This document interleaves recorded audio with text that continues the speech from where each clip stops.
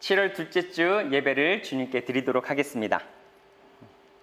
누구든지 그리스도 안에 있으면 그는 새로운 피조물입니다. 옛것은 지나갔습니다. 보십시오. 새것이 되었습니다. 하나님 아버지, 그리스도의 피로 우리를 새롭게 하시는 주님을 찬양합니다. 이 자리 주님께 참되게 예배할 수 있는 저희들 모두 될 수 있길 주님 부탁드립니다. 주께서 붙잡아 주시는 예배 될 수 있도록 주님 인도하여 주옵소서. 예수님의 이름으로 기원합니다. 아멘. 우리 이 시간 사도신경으로 우리의 신앙을 고백하도록 하겠습니다. 나는 전능하신 아버지 하나님, 천지의 창조주를 믿습니다. 나는 그의 유일하신 아들, 우리 주 예수 그리스도를 믿습니다. 그는 성령으로 잉태되어 동정녀 마리아에게서 나시고 본디오 빌라도에게 고난을 받아 십자가에 못 박혀 죽으시고 장사된 지 사흘 만에 죽은 자 가운데서 다시 살아나셨으며 하늘에 오르시어 전능하신 아버지 하나님 우편에 앉아 계시다가 거기로부터 살아있는 자와 죽은 자를 심판하러 오십니다. 나는 성령을 믿으며 거룩한 공교회와 성도의 교제와 죄를 용서받는 것과 몸의 부활과 영생을 믿습니다. 아멘. 우리 친구들 반갑습니다. 오늘 함께 예배 드릴 수 있게 되어서 주님께 감사드립니다. 7월 둘째 주 예배 나아갈 때는 오늘 사울이 바울이 되는 이야기를 듣게 될 건데, 이런 고백 우리도 함께 했으면 좋겠습니다. 찬양을 통해서 오늘 처음 말씀 가운데 사울이 바울로 변하게 되는 순간을 맞이했는데, 우리도 이런 고백, 주님, 난 주님께 돌아가고 싶습니다. 온전한 모습으로 주님 바꿔주세요. 이런 기도 제목을 가지고 우리 찬양의 자리로 나아갔으면 좋겠습니다.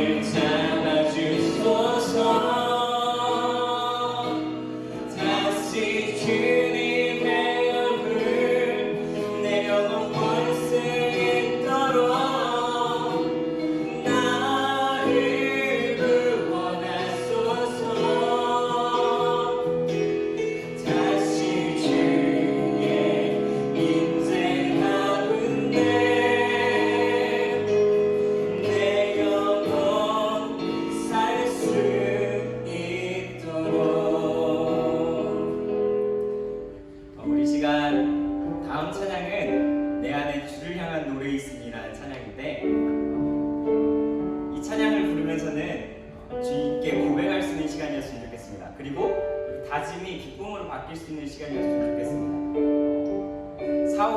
사울이었던 사람이 바울로 변한 것처럼 주님, 나 변한 삶 이 시간 이 찬양으로 한번 고백해 보고 싶습니다. 이런 고백으로 이 찬양을 한번 불러봤으면 좋겠습니다.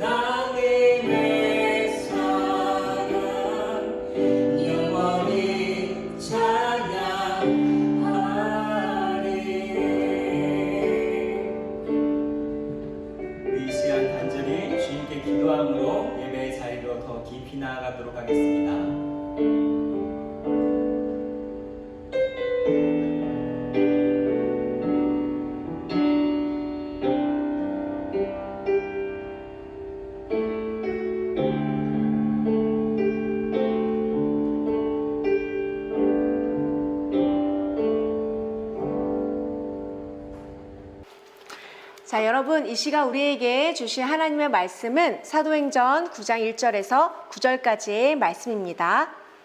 사울은 여전히 주님의 제자들을 위협하면서 살기를 띠고 있었다. 그는 대제사장에게 가서 다마스쿠스에 있는 여러 회당으로 보내는 편지를 써달라고 하였다. 그는 그 도를 믿는 사람은 남자나 여자나 가리지 않고 닥치는 대로 묶어서 예루살렘으로 끌고 오려는 것이었다. 사울이 길을 가다가 다마스쿠스 가까이에 이르렀을 때에 갑자기 하늘에서 환한 빛이 그를 둘러 비추었다. 그는 땅에 엎어졌다. 그리고 그는 사울아 사울아 내가 왜 나를 핍박하느냐 하는 음성을 들었다. 그래서 그가 주님 누구십니까 하고 물으니 나는 내가 핍박하는 예수다. 일어나서 성 안으로 들어가거라. 내가 해야 할 일을 일러줄 사람이 있을 것이다 하는 음성이 들려왔다. 그가 동행하는 사람들은 소리를 들었으나 아무도 보이지는 않았으므로 말을 못하고 멍하니 서 있었다. 사울은 땅에서 일어나서 눈을 떴으나 아무것도 볼 수가 없었다. 그래서 사람들이 그의 손을 끌고 다마스쿠스로 데리고 갔다. 그는 사흘 동안 앞을 보지 못하는 상태에서 먹지도 않고 마시지도 않았다. 이것은 하나님의 말씀입니다. 아멘. 자, 여러분 반갑습니다. 오늘 우리 필터링 하셨습니까? 라는 제목으로 우리 함께 하나님의 말씀을 나누고자 하는데요. 여러분 혹시 바둑을 잘 아십니까? 바둑은 잘 몰라도 이 사람은 아실 거예요. 짜잔! 세계 대회에서 18회를 우승하고 또 알파고를 이긴 최초이자 마지막 사람, 바둑기사 이세돌 선수이죠. 그런 이세돌과 견주었던 또 남자의 이세돌이 있었다면 여자에는 바로 이 선수가 있었습니다. 바로 조혜연 바둑기사인데요. 이분입니다. 이분에 대한 유명한 일화가 하나 있어요. 조혜연 선수가 현역으로 뛰던 시절에 2010년 중국 광저우 아시안게임 대표로 출전하게 됩니다. 그리고 우리나라 바둑은 그의 결승에 오르게 되는데요. 그런데 갑자기 조혜연 선수가 결승 경기를 앞두고 기권을 한 거예요. 단체전 경기였는데 이유는 종교상의 이유. 이때 막 이렇게 뉴스에도 나고 그랬어요. 주일엔 바둑을 안 둬. 종교적인 신념. 경기가 주일에 이제 있었고 조혜연 선수는 크리스천이었기 때문에 나는 예배 외에 다른 것은 하지 않겠다 하는 어떤 신념을 이유로 기권을 한 일이 있었습니다. 다행히 다른 사람이 대타로 나섰고 한국은 금메달을 따는 데 성공했지만 그녀를 향한 비난은 피할 수가 없었어요. 얼마 후 그녀는 조심스레 이런 글을 남겼습니다. 내게 바둑은 삶의 모든 것이었지만 예수님을 만난 후부터는 내 삶의 일부분이다. 내 삶의 전부는 하나님이다. 물론 국가대표로서 그녀의 행동을 무조건 박수 쳐주기에는 조금 애매한 또 생각이 있지만 같은 신앙인으로서 본다면 정말 세계 대회에서 메달을 포기할 만큼 그런 그녀의 어떤 신앙과 신념, 그런 용기는 굉장히 멋지고 칭찬하고 싶은 마음이 듭니다. 여러분은 이 여자의 선택을 보면서 어떤 생각을 하시나요?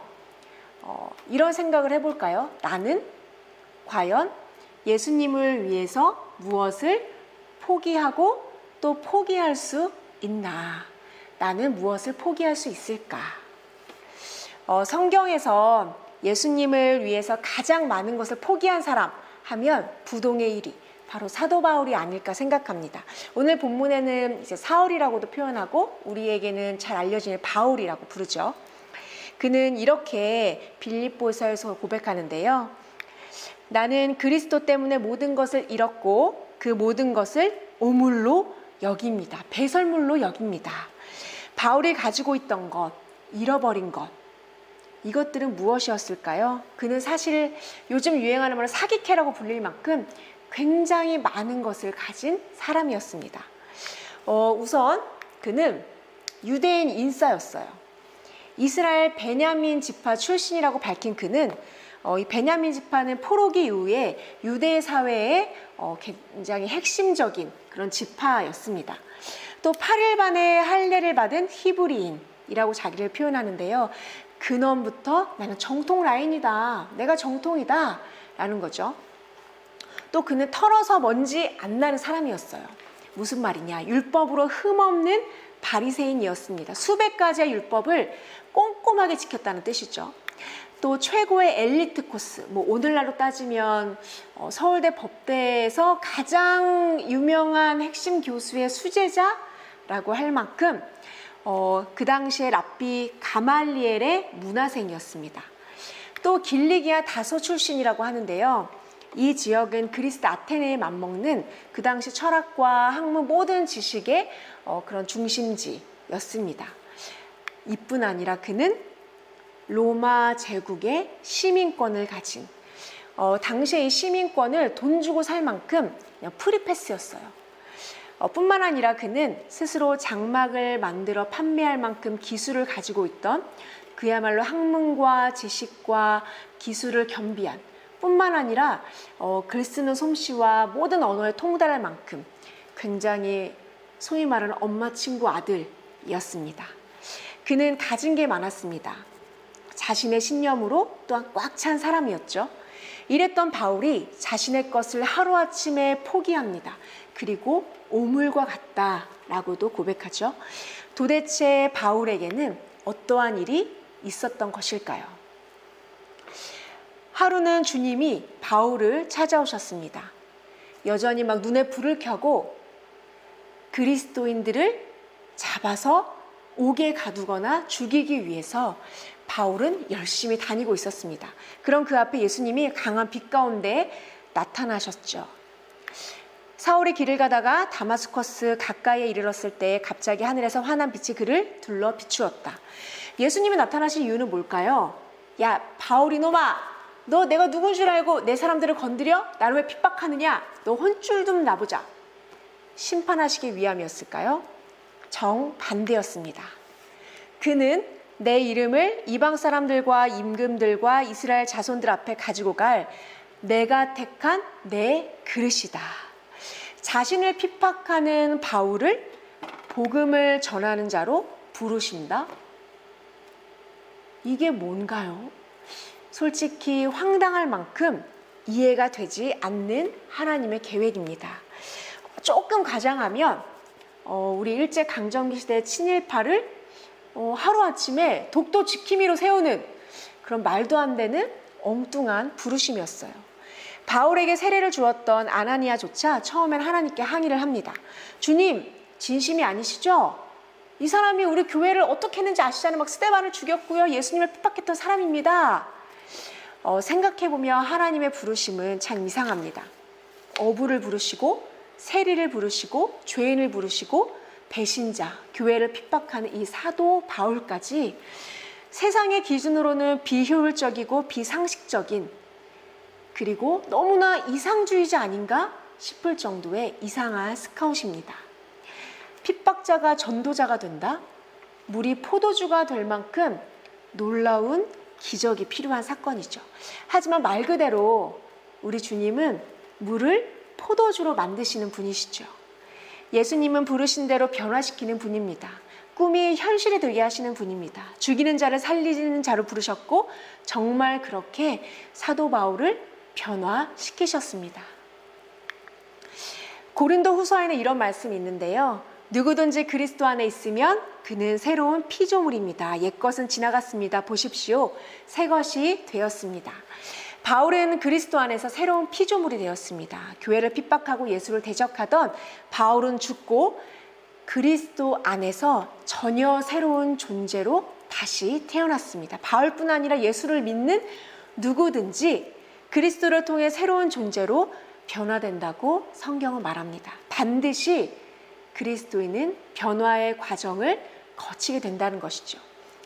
예수님을 믿는다는 건 곧 그리스도인이 된다는 건 우리의 생각이, 우리의 관점이 달라진다는 뜻이기 때문입니다. 사울은 땅에서 일어나서 눈을 떴으나 아무것도 볼 수가 없었다. 혹시 한여름에 막 태양을 이렇게 막 본 적이 있으십니까? 아니면 어둠 속에서 막 갑자기 있다가 막 후레쉬를 비추면 확 눈이 이렇게 이렇게 눈을 볼 수가 없죠. 강한 빛의 앞이 캄캄해집니다. 사도 바울이 그랬어요. 주님의 강력한 영광 앞에 바울은 앞을 볼 수 없었다고 기록합니다. 그런데 여기에는 또 한 가지 숨은 상징적인 의미가 있습니다. 흔히 눈을 관점으로 비유를 하죠. 우리는 내가 생각하고 믿는 대로 바라보고 또 좋아하는 것을 바라보고 옳다고 여기는 것, 중요하다고 생각하는 것을 우리는 바라봅니다. 예수님을 만나기 전에 바울은 바울의 시선으로 세상을 바라본 사람이었어요. 바리새인 바울의 관점으로 예수님은 구원자가 아니라 하나님을 사칭한, 그래서 저주받아 나무에 달려 죽은 죄인에 불과했습니다. 그리고 그 예수를 따르는 자들은 어떤 사람이었을까요? 유대교를 배신한 이단아, 율법의 심판을 받아 마땅한 사람들이었죠. 하지만 예수님을 만난 후 바울의 옛 관점은 죽었습니다. 바울의 시선으로는 더 이상 아무것도 볼 수가 없었죠. 예수님이 그렇게 하셨어요. 예수님은 바울의 시선을 하나님의 관점으로 바꾸셨습니다. 성경은 바울이 3일 동안 아무것도 볼 수 없었다고 기록하는데요. 여러분, 3일하면 뭐가 떠오르시죠? 장사된 지 사흘 만에 죽은 자 가운데에서 다시 살아나셨으며, 예수님의 죽음과 부활이 생각나죠? 갈라디아서 2장 20절에는 그 예수와 함께 죽고 사는 것, 이것이 곧 그리스도인의 믿음, 그리스도인의 구원이라고 설명합니다. 아마 세례와 입교를 받은 친구들은 이러한 교육을 받아서 알고 있을 거예요. 함께 우리 말씀을 읽어볼까요? 나는 그리스도와 함께 십자가에 못 박혔습니다. 이제 살고 있는 것은 내가 아니라 그리스도께서 내 안에서 살고 계십니다. 아멘. 예수님을 만나고 그리스도인으로 변화된 사람은 예수님의 시선으로 사람들을 바라보고 세상을 바라보고 하나님을 바라보고 그리고 나를 바라봅니다. 교만한 자신의 경험으로 사람들을 함부로 평가하거나 또 정죄하지 않아요. 하나님을 함부로 판단하거나 오해하지 않습니다. 바울의 고백처럼 가치 있다고 생각했던 것들이 막 바뀌어요. 나는 죽고 내 안에 사시는 예수님의 시선으로 바라보기 때문이죠.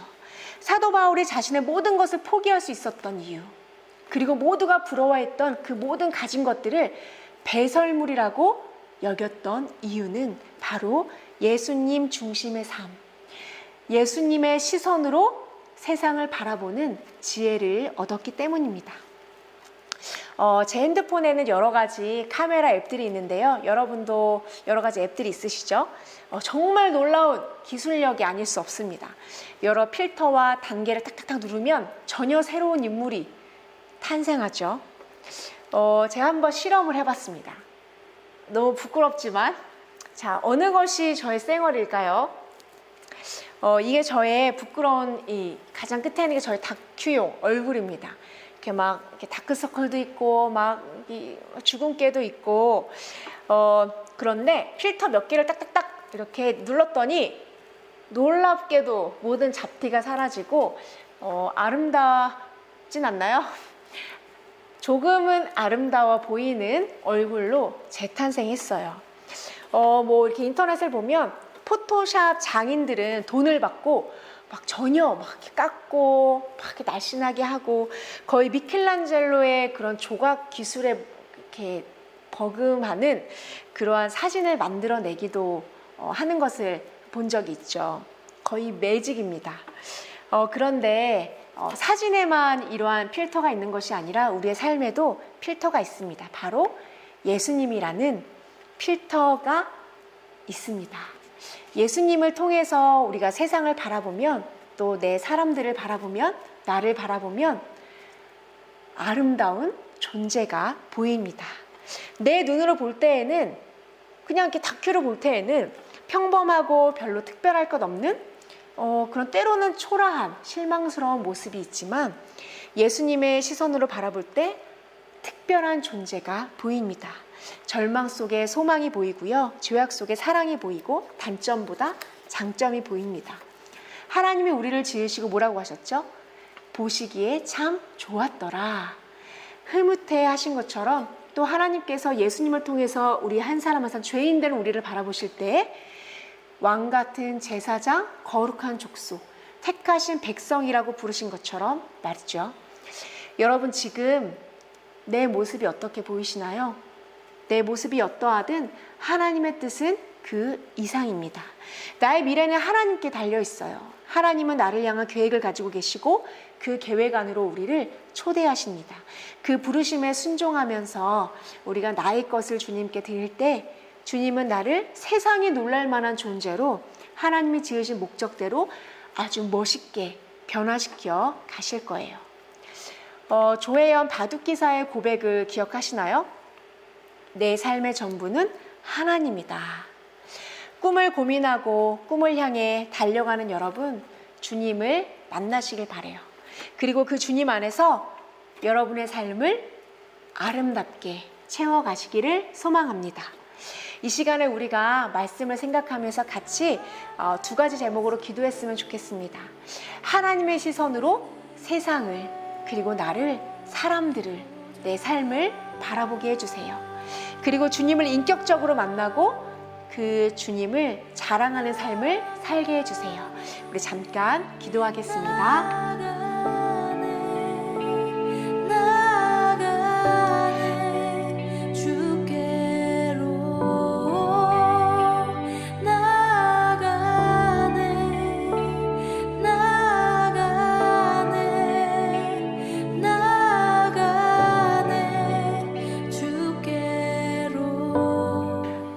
하나님 아버지, 사도 바울이 예수님을 통하여서 새로운 가치를 발견하고 그 삶이 주님이 부르신 대로 새로운 존재로 변화된 것처럼 오늘 나 또한 나를 부르시는 주님 앞에 순종함으로 전혀 새로운 존재로 변화되기를 소망합니다. 주님을 자랑하고 주님이 부르신 모습대로 그렇게 살아가는 우리가 되기를 소망하며 예수님의 이름으로 기도드립니다. 아멘. 다 함께 축도로 예배를 마치도록 하겠습니다. 우리 주님 예수 그리스도의 은혜와 하나님의 사랑과 성령님의 교통하심이 이 시간 하나님이 부르신 대로 변화되기를 소망하는 주님께서 부르시는 모든 사람들 그 삶의 자리에 영원토록 함께 하시기를 간절하게 축원하옵나이다. 아멘.